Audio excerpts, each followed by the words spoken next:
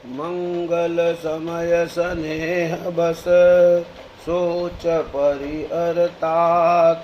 आय सुदेय हर्ष हिय कही पुल के प्रभु गात। सियापति रामचंद्र की जय, उमापति महादेव की जय।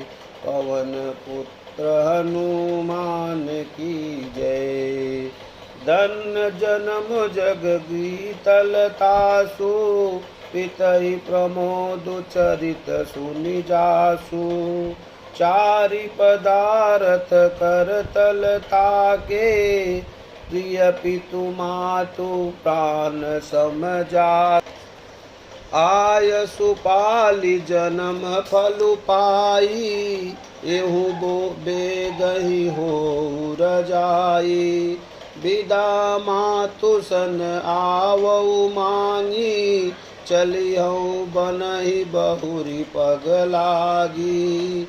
उन्होंने फिर कहा, इस पृथ्वी तल पर उसका जन्म धन्य है, जिसके चरित्र सुनकर पिता को परम आनंद हो, जिसको माता पिता प्राणों के समान प्रिय हैं। चारों पदार्थ अर्थ धर्म काम मोक्ष उसके अरतगल मुट्ठी में रहते हैं। आपकी आज्ञा पालन करके और जन्म का फल पाकर मैं जल्दी ही लौट आऊँगा, अतः कृपया आज्ञा दीजिए। माता से विदा मांग आता हूँ, फिर आपके पैर लगकर प्रणाम करके वन को चलूँगा। अस कही राम गवन तब कीन्हा, भूप शोक बस उतरौ न दीन्हा। नगर व्यापी गई बात सुती छी, छुअत चढ़ी जनु सब तन बीछी। सुनि भय बिकल सकल नर नारी, बेल बिटप जिम देखी दवारी। जो जह सुनई सुनई सिरु सोई, बड़ विषादु नहीं धीरज होई। एक आकर तब श्री रामचंद्र जी वहाँ से चल दिए। राजा ने शोकवश कोई उत्तर नहीं दिया। वह बहुत ही तीखी अप्रिय बात नगर भर में इतनी जल्दी फैल गई, मानो डंक मारते ही बिच्छू का विष सारे शरीर में चढ़ गया हो। इस बात को सुनकर सब स्त्री पुरुष ऐसे व्याकुल हो गए, जैसे दवानल वन में आग लगी देखकर बेल और वृक्ष मुरझा जाते हैं। जो जहाँ सुनता है वहीं सिर धुनने पीटने लगता है। बड़ा विषाद है, किसी को धीरज नहीं बचता। मुख सुखहि लोचन स्वहि, शोक न हृदय समाय। मनहु करन रस कटकई, उतरी अवध बजाई। सियापति रामचंद्र की जय, उमापति महादेव की जय। सबके मुख सूखे जाते हैं, आँखों से आंसू बहते हैं, शोक हृदय में नहीं समाता। मानो करुणा शरण की सेना अवध पर डंका बजाकर उतर आई हो। मिले ही माज विधि बात बेगारी, जहाँ तह देहि कह के ही गारी। एहि पापिनी पूजिका पर उछाई, भवन पर पावक धरऊ। निज कर नयन काढ़ी चह दीखा, डरि सुधा विश्व चाहत चीखा। कुटिल कठोर कुंबुद्धि अभागी, भई रघुवंश बेनु बन आगी। सब मेल मिल गए थे, सब संजोग ठीक हो गए थे। इतने में ही विधाता ने बात बिगाड़ दी। जहाँ तहाँ लोग कैकेयी को गाली दे रहे हैं। इस पापनी को क्या सूझ पड़ा जो इसने छाए घर पर आग रख दी। यह अपने हाथों से अपनी आँखों को निकालकर आँखों के बिना ही देखना चाहती है और अमृत फेंक कर विष चखना चाहती है। यह कुटिल कठोर दुर्बुद्धि और अभाग्नि कैकेयी रघुवंश रूपी वास के वन के लिए अग्नि हो गई। पालव बैठी पेड़ एहि काटा, सुख महु सोख ठाठु धरि ढाठा। सदा रामु यही प्राण समाना, कारण कवन कुटिल पनुठाना। सत्य कहि कभी नारी सुभाऊ, सब विधि अगहु अगाध दुराऊ। निज प्रतिबिंब बरकु गही जाई, जानी न जाई नारी गति भाई। पत्ते पर बैठकर इसने पेड़ को काट डाला, सुख में शोक का ठाठ ठठ कर रख दिया। श्री रामचंद्र जी इसे सदा प्राणों के समान प्रिय थे, फिर भी न जाने किस कारण इसने यह कुटिलता ठानी। कभी सत्य ही कहते हैं कि स्त्री का स्वभाव सब प्रकार से पकड़ में न आने योग अथा और भेद भरा होता है। अपनी परछाई भले ही पकड़ जाए, पर भाई स्त्री की गति चाल नहीं जानी जाती। काहन पावक जारी सक, काहन समुद्र समाय। कान करे अबला प्रबल, केहि जग कालु न खाई। सियापति रामचंद्र की जय, उमापति महादेव की जय। आग क्या नहीं जला सकती, समुद्र में क्या नहीं समा सकता, अबला कहने वाली प्रबल स्त्री जाति क्या नहीं कर सकती, और जगत में काल किसको नहीं खाता। का सुनाई विधि काह सुनावा, का दिखाई चह काह दिखावा। एक कहीं भल भूपन कीना, बरु विचार नहीं कुमतहि दीना। जो हटि भयउ सकल दुख भाजनु, अबला विवश ज्ञान गुण गाजनु। एक धर्म परमीत पहिचाने, निपहि दोष नहीं देहि सयाने। विधाता ने क्या सुनाकर क्या सुना दिया, और क्या दिखाकर अब क्या दिखाना चाहता है। एक कहते हैं कि राजा ने अच्छा नहीं किया, दुबुद्धि कैकेयी को विचार कर वर नहीं दिया। जो हट करके कैकेयी की बात को पूरा करने में अड़े रहकर स्वयं सब दुखों के पात्र हो गए। स्त्री के विशेष वश होने के कारण मानो उसका ज्ञान और गुण जाता रहा। एक दूसरे जो धर्म की मर्यादा को जानते हैं और सयाने हैं, वे राजा को दोष नहीं देते। शिवि दधिचि हरिचंद कहानी, एक एक सन कहीं बखानी। एक भरत कर सम्मत कहीं, एक उदास भाय सुनि रही।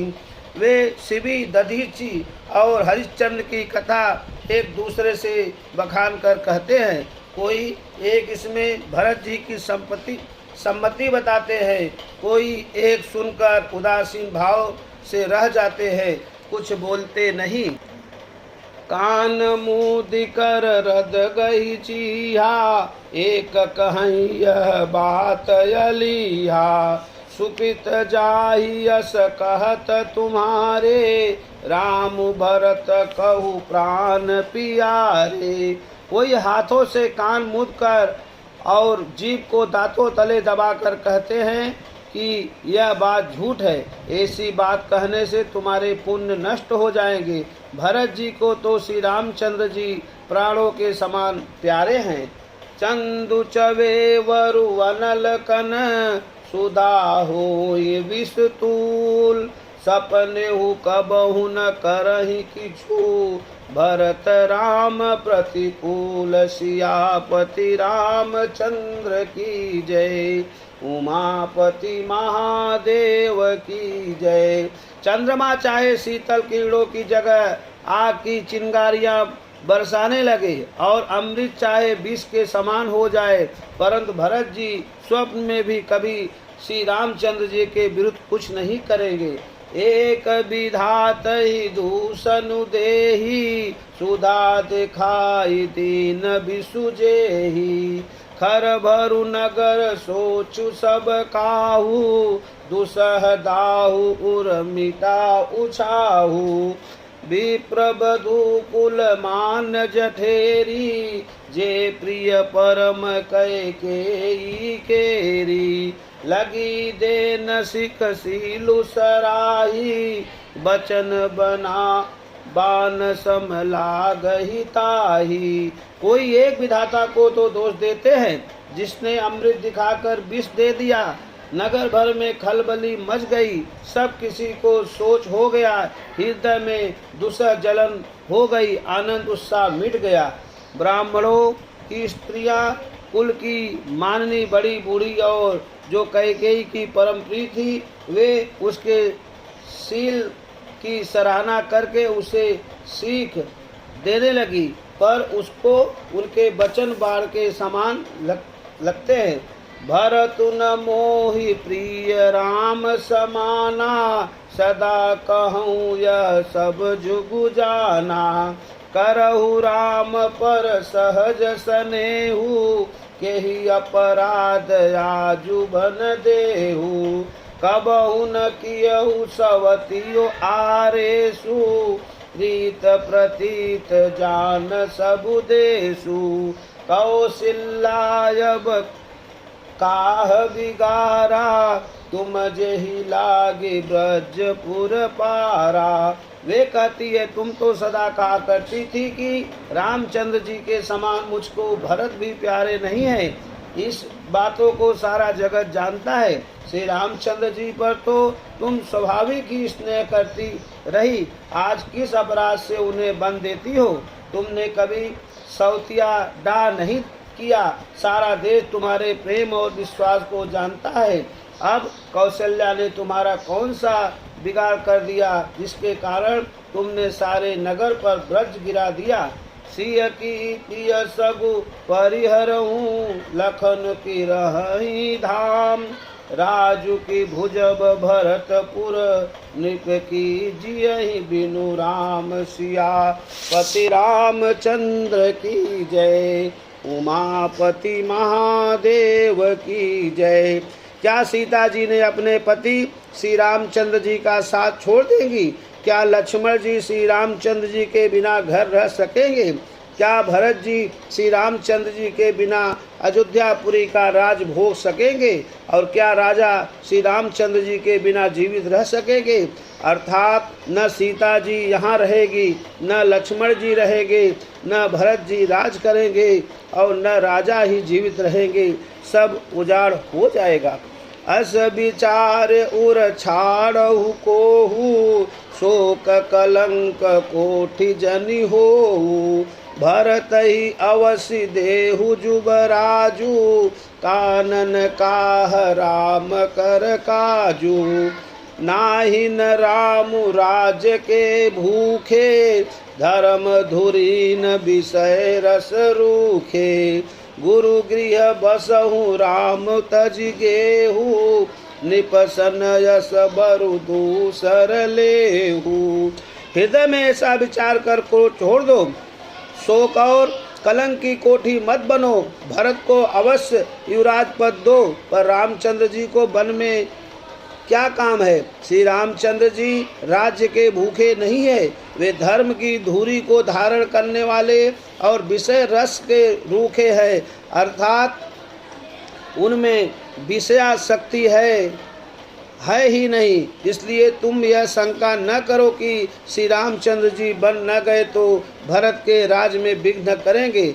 इतने पर भी मन न माने तो तुम राजा से दूसरा ऐसा यह वर ले लो कि श्री राम घर छोड़कर गुरु के घर रहे। जो नहीं लगी हों कहे हमारे, नहीं लागहि कछु हाथ तुम्हारे। जो परिहास कीन्हि कछु होई, तो कही प्रगट जनावहु सोई। राम सरिस सुत कानन जोगू, का कही है सुन तुम कहु लोगू। उठहु बेग सोई करहु उपाई, जेहि विधि शोक कलंकु नसाई। जो तुम हमारे कहने पर चलोगी तो तुम्हारे हाथ कुछ भी न लगेगा। यदि तुमने कुछ हंसी की तो उसे प्रगट में कहकर जना दो कि मैंने दिल लगी की है। राम सरीखा पुत्र क्या बन के योग्य है, यह सुनकर लोग तुम्हें क्या कहेंगे। जल्दी उठो और वही उपाय करो जिस उपाय से इस शोक और कलंक का नाश हो। जेहि भांति शोक कलंक जाई, उपाय करि कुल पालही। हठि फेरु राम ही जात, बन जनी बात दूसर चालही। जिमि भानु बिनु दिनु प्राण, बिनु तनु चंद बिनु जिमि जामनी। तिमि अवध तुलसीदास, प्रभु बिन समझ धौजिय भामनी। जिस तरह नगर भर का शोक और तुम्हारा कलंक मिटे, वही उपाय करके कुल की रक्षा कर बन जाते हुए श्री रामचंद्र जी को हट करके लौटा ले। दूसरी कोई बात न चला। तुलसीदास जी कहते हैं, जैसे सूर्य के बिना दिन, प्राण के बिना शरीर और चंद्रमा के बिना रात निर्जीव तथा शोभाहीन हो जाती है, वैसे ही श्री रामचंद्र जी के बिना अयोध्या हो जाएगी। हे भामिनी, तू अपने हृदय में इस बात को समझ विचार कर देख तो सही। सखिन सिखावनु दीन, सुनत मधुर परिणाम ही। सेहि कछु कानन कीन, कुटिल प्रबोध को भरी। इस प्रकार सखियों ने ऐसा सीख दी जो सुनने में मीठी और परिणाम में हितकारी थी, पर कुटिला कुबरी की सिखाई पढ़ाई हुई कैकेयी ने इस पर जरा भी कान नहीं दिया। उतरन देहु दुसहरिस रूखी, मृगिन चितव जनु बाघिन भूखी। व्याधि असाधि जानि तिन्ह त्यागी, चली कहत मति मंद अभागी। राजु करत यह देय बिगोई, कीने सयस जस करई न कोई। यही विध बिलपहि पुर नर नारी, देहि कुचालहि कोटुक गारी। कैकेयी को कोई उत्तर नहीं देती। वह दूसरा क्रोध के मारे रूखी मेबू रवत हो रही है, ऐसे दिखती है मानो भूखा बाघिन हरिणियों को देख रही हो। तब सखियों ने रोग को असाध्य समझकर उसे छोड़ दिया। सब उसको मंद बुद्धि अभाग्नि कहती हुई चल दी। राज करते हुए इस कैकेयी को दैवन नष्ट कर दिया। इसने जैसा कुछ किया वैसा कोई भी न करेगा। नगर के सब स्त्री पुरुष इस प्रकार विलाप कर रही है और कुचाली कैकेयी को करोड़ों गालियां दे रही है। जरहि विषम जर लेहि उषासा, कवनि राम गुण जीवन आशा। विपुल वियोग प्रजा कुलानी, जनु जल चरगन सुखत पानी। अति विषाद बस लोग लोगाई, गए मातु पहि राम गोसाई। मुख प्रसन्न चित चौगुन चाऊ, मिटा सोच जनि राखे राऊ। जो विष मज्वर भयानक दुख की आग से जल रहे हैं, लंबी सांसें लेते हुए कहते हैं कि रामचंद्र जी के बिना जीने की कौन आशा है। महान वियोग की आशंका से प्रजा ऐसी व्याकुल हो गई है मानो पानी सूखने के समय जलचर जीवों का समुदाय व्याकुल हो। सभी पुरुष और स्त्रियां अत्यंत विषाद के बस हो रहे हैं। स्वामी श्री रामचंद्र जी की माता कौशल्या के पास गए। उनका मुख प्रसन्न है और चित्त में चौगुना चाव उत्साह है। यह सोच मिट गया कि राजा कहीं रख न ले। श्री राम जी को रात तिलक की बात सुनकर विषाद हुआ था कि सब भाइयों को छोड़ बड़े भाई मुझको ही रात तिलक क्यों होता है। अब माता कैकेयी की आज्ञा और पिता की मौन सम्मति पाकर वह सोच मिट गया। नव गयंदु रघुवीर मनु राजू अलान समान छूट जानि बन गवन सुनी उर आनंदो अधिकान सियापति रामचंद्र की जय उमापति महादेव की जय। बोलो सब